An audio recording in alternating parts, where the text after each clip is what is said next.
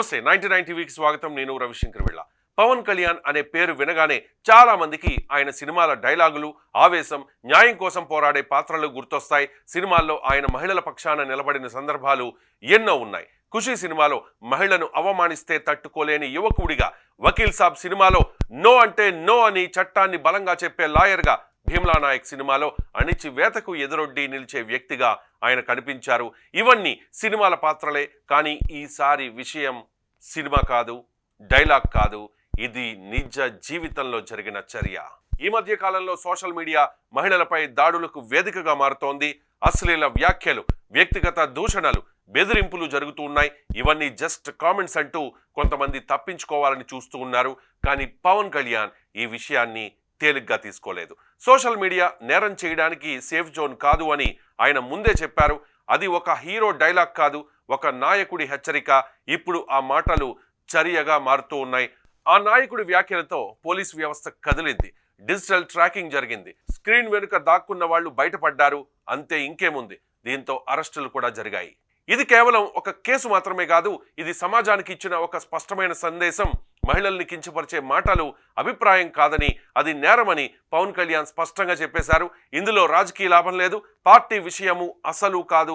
ఇది పూర్తిగా సామాజిక బాధ్యతకు సంబంధించిన అంశం.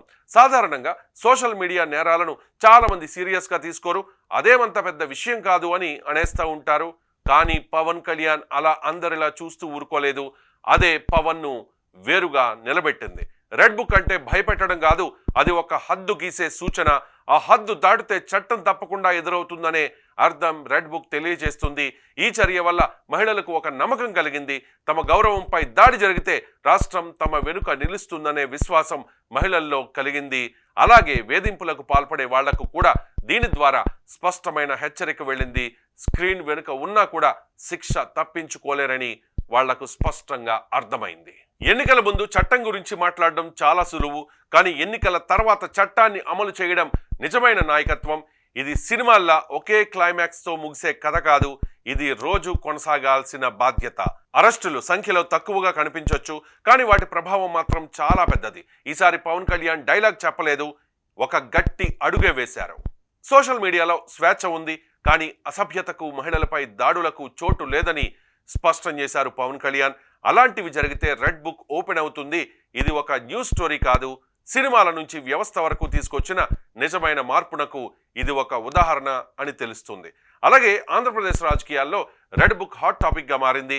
నారా లోకేష్ చేపట్టిన యువగడం పాదయాత్ర సమయంలో ఈ రెడ్ బుక్ వ్యవహారం చర్చకు తెరలేపింది.